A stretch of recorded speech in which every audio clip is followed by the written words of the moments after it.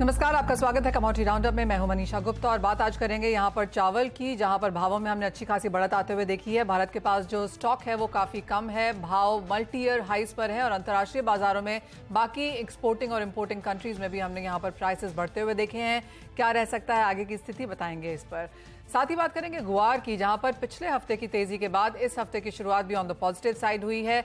जहां तक trading volumes की बात है, ओपन इंटरेस्ट है एनसीडीएक्स पर, वहां पर भी अच्छी खासी बढ़त देखने को मिली है। एक्चुअली एज ऑफ नाउ आज के हिसाब से गुआर ने बाकी सारी कमोडिटीज को पीछे छोड़ा है इन वॉल्यूम्स के लिहाज से। साथ ही बात करेंगे सोने चांदी पर भी, जहां पर जो रैली पिछले हफ्ते आई थी वो फिजल आउट होती हुई नजर आई है। वो इसलिए क्योंकि इस हफ्ते बैंक यूएस फेड की मीटिंग तो है ही साथ यूरोपियन सेंट्रल बैंक और बैंक ऑफ जापान की भी मीटिंग है। इसमें से ईसीबी और यूएस यहां पर 25 बेसिस पॉइंट की दर से रेट बढ़ा सकते हैं और उसका असर हमने यहां पर डॉलर इंडेक्स और साथ ही साथ सोने चांदी पर भी आता हुआ देखा है।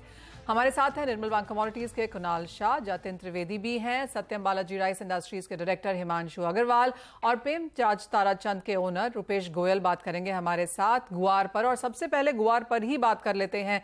रुपेश जी, कैसे देखते हैं आप प्राइसेस, जिस तरह की वॉल्यूम्स हैं और अब बाजार को लगने लगा है कि जिस तरह की बारिश है बुआई यहां पर कम ही रहेगी गुआर की, किस तरह की अटकलें लगाई जा रही हैं? आपको क्या लगता है बुआई पर कितना असर रह सकता है? हाँ, नमस्कार मनीषा जी। ग्वार की बुआई के बारे में अभी जो नहरी बीजान है वो तो कंप्लीट हो चुका है, बरानी बीजान अभी पड़ा है। लेकिन इस बार बारिशों के बारे में एक बड़ी अनयूजुअल सी बात सामने आई है कि बारिशें जहां गिर रही हैं वहां बहुत ज्यादा गिर रही हैं और जहां नहीं आ रही वहां बिल्कुल नहीं हो रही। स्कैटर्ड बारिशें हैं। मतलब जोधपुर से गुजरात बेल्ट में भीषण बारिशें हैं, हिमाचल उत्तराखंड पहाड़ों में बहुत ज्यादा बारिशें हैं। लेकिन ग्वार की जो बेल्ट कहा जाता है, बड़ा बेल्ट, गंगानगर, हनुमान, बीकानेर, जैसलमेर, इन बेल्टों में कुछ जगहों पर बारिशें डिसेंट हैं, लेकिन बाकी जगह बारिशें संतोषजनक नहीं है। और दूसरा, बिजाई 4-5 सालों से ग्वार के मुकाबले जो बाकी अन्य कमोडिटीज हैं उनके प्राइसेस किसानों को अच्छे मिल रहे हैं। चाहे वो मूंगफली हो, चाहे वो मूंग हो, चाहे वो बाजरा हो। तो किसानों का जो रुझान है वो ग्वार से, जैसे व्यापारी भी थक सा गया है वैसे किसान भी ग्वार के प्राइसेस ना बढ़ने से मायूस है। तो ग्वार की जो स्विंग हमेशा वो सेकंड वरीयता रखता था ग्वार को, अब वो उसकी वरीयता चौथी या पांचवी हो गई है। कॉटन ने, मूंगफली ने, मूंग ने, बाजरा ने, तिल ने, इन्होंने ग्वार की खेती को प्रभावित किया है, बिजाई को प्रभावित किया है। तो बारिशों की कमी है ग्वार बेल्ट में और ऊपर से जो है सोइंग के लिए किसानों में मायूसी है। तो इसी को बाजार जो है वो रिएक्ट कर रहा है। अभी फेयर प्राइस के आसपास ग्वार जो आया है, 2000 रुपये क्विंटल गम में जो तेजी आई है और 700-800 रुपये ग्वार में जो तेजी आई है। अब फॉरेन की जो डिमांड है वो महत्वपूर्ण होगी आगे, लेकिन ग्वार का जो है सोइंग में किसानों का रुझान अच्छा नहीं लग रहा। तो बुआई के नंबर्स कितने कम रह सकते हैं फिर इस बार रुपेश जी? ग्वार की बिजाई पिछले साल के मुकाबले 25 से 30% बिजाई पक्की कम रहेगी, ये सरकारी आंकड़ों के हिसाब से। और उसके अलावा धरातल पे भी जो मायूसी है किसान में, किसान को इंटरेस्ट नहीं है। नहीं तो ये पीक समय है ग्वार की बिजाई का, लेकिन फिर भी जैसे 60 मोट है, मोट 60-70 दिन की जो खेती है, किसानों का रुझान उस तरफ है क्योंकि 7,000 रुपये मोट के भाव है। तो रुपेश जी, जैसे आपने कहा कि फेयर प्राइस पर अब ग्वार के भाव आ चुके हैं, अब फिर भाव यहाँ से आपको लगता है और ऊपर जाने की पॉसिबिलिटी है, और अगर हाँ तो कितना? बिल्कुल है। अगस्त का जो मानसून, अगस्त का जो महीना है वो सेकंड राउंड की बारिशें ग्वार या हर किसी खेती के लिए बहुत महत्वपूर्ण होती है। अगस्त में अल नीनो के सभी वैश्विक एजेंसियां और लोकल जो वेदर देखते हैं वो सभी अगस्त के मानसून को बड़ा क्रूशियल बता रहे हैं। और अगस्त में अगर बारिशों का दौर अगर कुछ खींच गया तो ग्वार गम का प्राइस 13,500 से 14,000 रुपये और ग्वार 6500 रुपये के अप्रोक्सीमेटली आसानी से टच कर सकता है। नेक्स्ट 20-25 दिन बड़े महत्वपूर्ण हैं ग्वार की खेती के लिए, ग्वार की फसल के लिए आने वाली। कुणाल, आप कैसे देखते हैं? आपको भी लगता है ग्वार में यहाँ से अब खरीदारी करके काम करना चाहिए? जी, सोइंग का स्टेटस देख के डेफिनेटली लग रहा है गुआर के प्राइसेस यहाँ से बढ़ने के चांस बहुत ज़्यादा है। और मेरी राय में गुआर में जो शॉर्ट टर्म का जो ट्रेंड है वो डेफिनेटली तेज़ी का नज़र आ रहा है। कोई भी डिप आती है गुआर में उस पर आप बाई कर सकते हैं। और गुआर के प्राइसेस डेफिनेटली यहाँ से और भी 5 से 8% बढ़ने की जगह है। सो अभी फिलहाल मंदी का ध्यान नहीं है। जो हिसाब से रिसेंटली क्रूड भी बढ़ा है वो भी पॉजिटिव साइड दिखा रहा है डिमांड साइड से। और दूसरा, आप अगर देखेंगे तो सप्लाई साइड से अभी भी मालूम नहीं है कितना प्रोडक्शन रहेगा। तो ये अनसर्टेनिटी है, ये भी एक फ्रेंड रहेगा गुआर के लिए। आगे जाके वेदर कैसा रहता है वो भी इम्पोर्टेंट रहेगा। सो ये सब के बीच में है, अभी भी बाई और डिप्स की रणनीति गुआर के लिए अपनानी चाहिए। ओके तो बाय एंड डिप्स की स्ट्रैटेजी रखें ग्वार में, और यहाँ से प्राइसेस तेजी की तरफ ही रहेंगे। अगले 20-25 दिन ग्वार प्राइस मूवमेंट के हिसाब से काफी इंपॉर्टेंट रहेंगे, वो रुपेश ने भी कहा। चलिए शुक्रिया रुपेश आपका इस पूरी डेवलपमेंट पर अपने कमेंट्स देने के लिए, प्राइसेस पर भी एक राय हमें देने के लिए। लेकिन अब बात कर लेते हैं राइस की, जहां पर बुआई के आंकड़े जो सामने आए हैं उसमें 3% का इजाफा होते हुए दिखाई दिया। हालांकि महीने भर पहले जब हम बातचीत कर रहे थे तो मानसून की चाल जिस तरीके की रही थी उसके बाद सोइंग नंबर्स 10 से 30% तक भी कम थे कुछ कुछ रीजन्स में, लेकिन अब यहाँ पर वो पेस पिकअप होते हुए दिखाई दिए। क्या है एक्चुअल स्थिति और किस तरीके का ओवरऑल प्रोडक्शन रह सकता है, प्राइसेस कहाँ रहेंगे, इस पर बातचीत करते हैं। हिमांशु अग्रवाल है हमारे साथ सत्यम बालाजी इंडस्ट्रीज से। हिमांशु जी नमस्कार, स्वागत है आपका। तो पहले तो हालांकि अनुमान यही था कि विद टाइम जो सोइंग है वो पिकअप कर लेगी, बट जो फिलहाल के नंबर सामने आए हैं, जो फिलहाल प्रोडक्शन 1% पॉजिटिव साइड पर ही रही है, आप कैसे देखते हैं नंबर्स को और क्या व्यू है?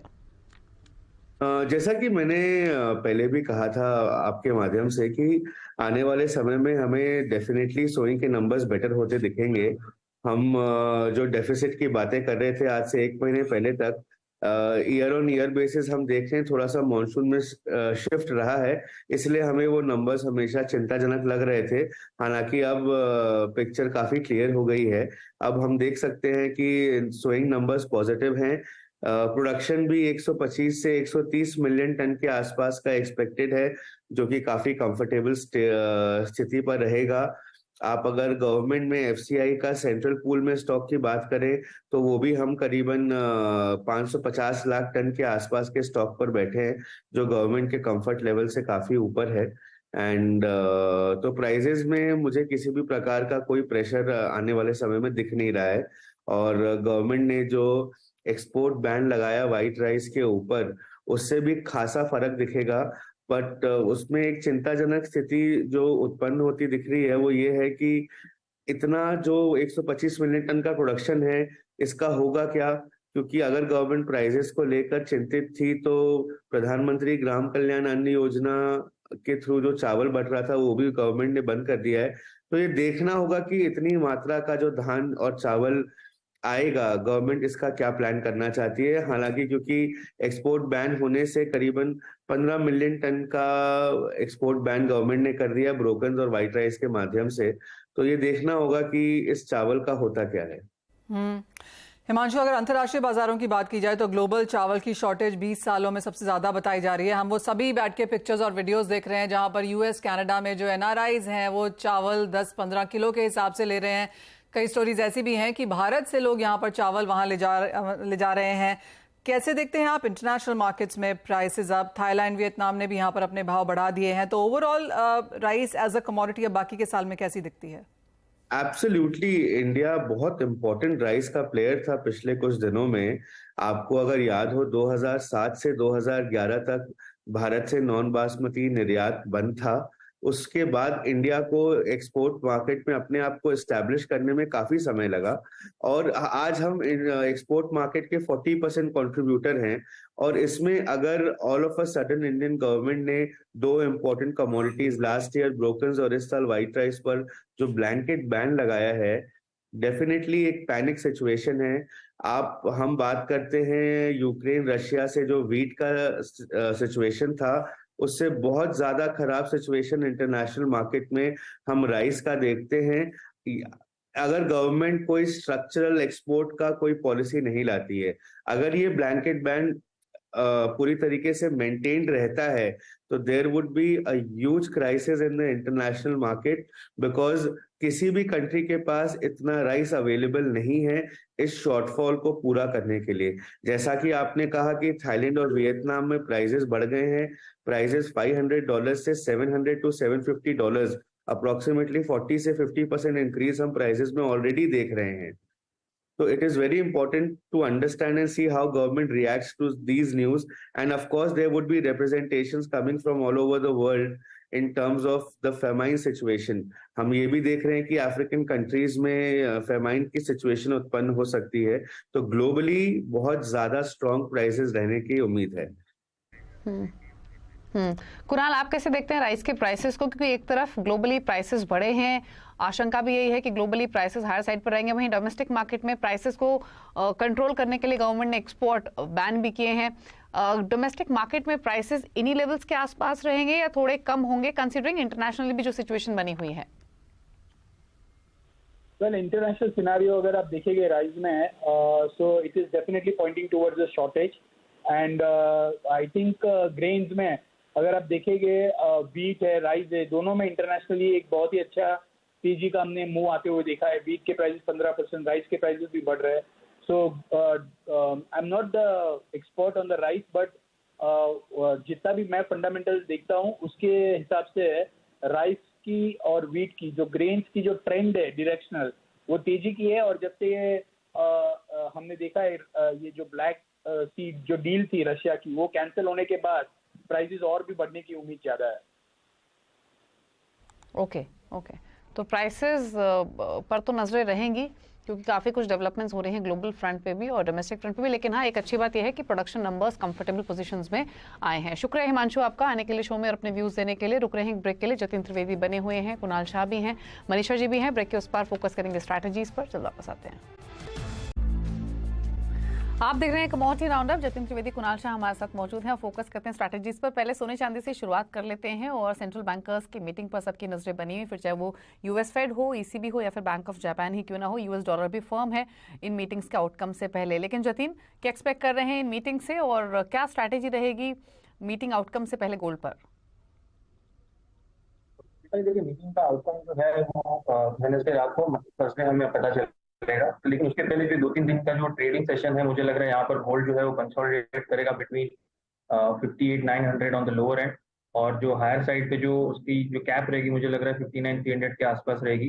तो थोड़ा बहुत मुनाफा वसूली जो है यहाँ पे शायद देखने मिल जाए, क्योंकि डॉलर इंडेक्स में भी थोड़ी बहुत मजबूती बनी हुई है। 100 के नीचे जो है वो प्राइसेस ट्रेड नहीं कर रहे हैं और थोड़ी बहुत स्ट्रेंथ वहाँ पर भी देखने मिल रही है।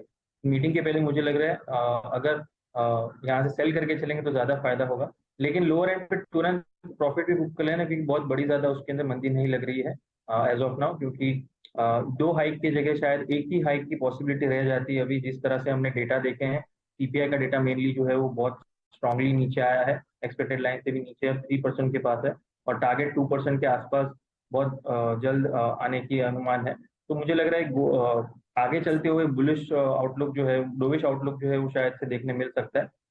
मोस्ट प्रोबेबली न्यूट्रल स्टांस जो है वो देखने मिलना चाहिए इस बार की मीटिंग में फेडरल रिजर्व की। तो वहां पर आपको फिर से बाइंग का अपॉर्चुनिटी जरूर मिल जाएगी। तो इस हफ्ते के दौरान ये जो वॉलेटाइल सेशन है जरूर देखने मिलेंगे, क्योंकि डेटा स्पेसिफिक ड्रिल मार्केट है। New home sales data, pending home sales data और काफी अन्य डेटा और लाइंड अप है इस हफ्ते में।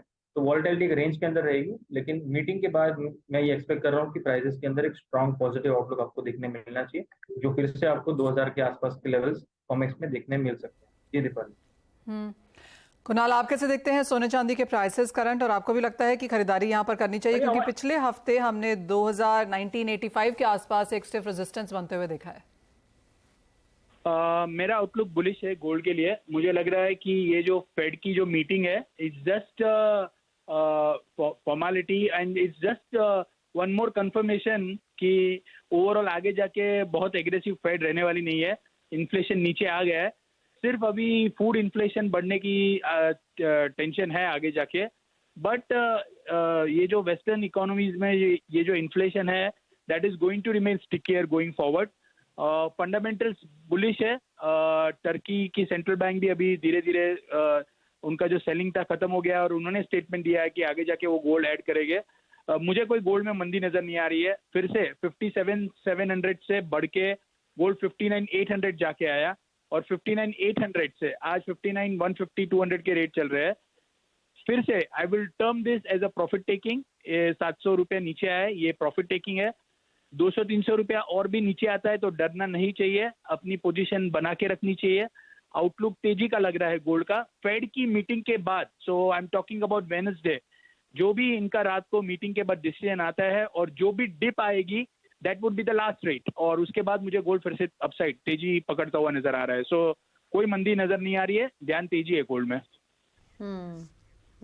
और इनफैक्ट कुणाल ने कंसिस्टेंटली ये व्यू मेंटेन किया है कि गोल्ड में मंदी नहीं है। गोल्ड नीचे नहीं जाएगा इन लेवल से, तेजी ही करनी है और धीरे धीरे उन स्तरों से थोड़ा इंचअप ही हुआ है वीक गोल्ड के भाव। लेकिन चलिए कच्चे तेल पे भी राय ले लेते हैं। जतिन, आपकी राय क्या रहेगी? हमने तेजी इंटरनेशनल हो या डोमेस्टिक मार्केट्स हो वहां पर आते हुए देखिए 12 वीक के हाईस पर पहुंचा कच्चा तेल। अब थोड़ा सा फ्लैट जरूर ट्रेड कर रहा है, लेकिन क्या व्यू रहेगा इन लेवल से? क्या नेक्स्ट टारगेट्स, क्या रेंज आप देख रहे हैं?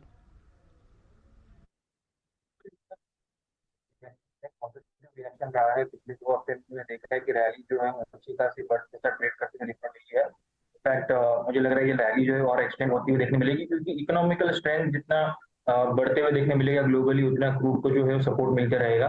हालांकि इमीडिएट बेसिस पे थोड़ा सा कंसर्न जरूर रहेगा, लेकिन ब्रॉडली देखने जाएंगे तो स्टेप जो है और जो इंजेक्शन ऑफ फ्यूल्स जो दिए जा रहे हैं ग्लोबल इकोनॉमी में, वो है टुवर्ड्स स्टेबिलिटी और towards strength of the economy. तो आगे चलते हुए इसका आउटलुक जो और पॉजिटिव रहता है। इमीडिएट बेसिस पे जो शॉर्ट टर्म में इसने क्रूड ने जो सपोर्ट लिया है वो बिकॉज ऑफ ओपेक और ओपेक प्लस की जो प्रोडक्शन कट्स है उसके कारण एक स्ट्रॉन्ग सपोर्टिव मेजर्स मिले हैं क्रूड को। तो मैं ये मान के चल रहा हूँ दोनों ही चीज जब स्ट्रांगली फंडामेंटली करेक्ट हो जाएंगी, साथ में मिलके चलेंगी, तो ये मार्केट जो है और फ्लरिश होना चाहिए। नाइमेक्स से मुझे लग रहा है 74-75 स्ट्रॉन्ग बेस सपोर्ट है, तो उसके नीचे फिलहाल ट्रेड करते हुए नहीं देख रहा हूँ मैं। और उसका वर्णन अगर MCX पर देखें तो 6100 जो पहले एक बैरियर था, एक स्ट्रॉन्ग रेजिस्टेंस था, अब वो एक स्ट्रॉन्ग फुटहोल्ड सपोर्ट बनते रहना चाहिए 6100 का। तो जब भी आपको 62-62.25 के आसपास मिलते हैं प्राइसेस, तो एक स्ट्रॉन्ग बाइंग रिकमेंडेशन रहेगी क्रूड के अंदर। स्टॉप लॉस जो है वो 6100 के नीचे क्लोजिंग बेसिस पर रखना है, और हायर साइड पे मुझे लग रहा है फिर से आपको 6450-6500 इमीडिएट बेसिस पे क्रूड का मार्केट जो ट्रेड करते देखने मिलना चाहिए। जी दीपक। एक फाइनल सवाल कुणाल, मेटल्स आप कैसे देखते हैं? क्योंकि यहाँ पर गिरावट और बनती हुई नजर आ रही है। ऑफ कोर्स चाइना की तरफ से मांग बहुत ज्यादा नहीं है, और चाइना को छोड़ दें तो बाकी ग्लोबल कंज्यूमर्स की तरफ से भी मांग बहुत अच्छी नहीं है। चाइना में फिर से जो प्रॉब्लम स्टार्ट हुआ है that is on the real estate sector, which is आज चाइना में मेजर रियल्टी स्टॉक्स डाउन है। So real estate sector which continues to be their problem. 1.5 महीने से अगर आप देखेंगे कॉपर 690 से 740 का हाई मारा, पर फिर भी अभी भी कोई पैकेज आया नहीं है। सो ये और everyone is waiting for the package and there is no package. So it's a disappointment from that front for the investors and considering what ever is happening globally. मुझे लग रहा है बड़ी मंदी यहाँ से इमीडिएटली नहीं लग रही है। 710 के नीचे कॉपर फिलहाल नहीं जाना चाहिए। मैं बहुत ज़्यादा बेरिश भी नहीं हूँ, क्योंकि most of the negatives are priced in the price right now. और मेरी राय में अगर आप देखेंगे तो ट्रेडिंग के लिहाज से एक बार 723-24 में सेल करते हैं 730 के स्टॉप लॉस से, तो नीचे में 717-18 तक मिल सकता है। बहुत लंबी मंदी 710 के नीचे नहीं जाना चाहिए। That is my view on copper. तो ज्यादा मंदी या फिर ज्यादा तेजी इमीडिएटली नहीं दिख रही है। हाँ, चाइना की ओर से जो अनाउंसमेंट्स एक्सपेक्ट कर रहा है बाजार, वो इंपॉर्टेंट रहेंगे रियल एस्टेट सेक्टर को लेकर स्पेसिफिकली, लेकिन फिलहाल एक रेंज बाउंड मोमेंटम ही मेटल्स में देखने को मिलेगा। चलिए, शो को समेटने का वक्त है। शुक्रिया कुणाल और जतिन आप दोनों का है आने के लिए और अपने व्यू सभी कमोडिटीज पर देने के लिए। मुझे मनीषा जी को दीजिए इजाजत। ब्रेक पर आप देखिए वायदा मार्केट का एक्शन फ्यूचर एक्सप्रेस में। नमस्कार।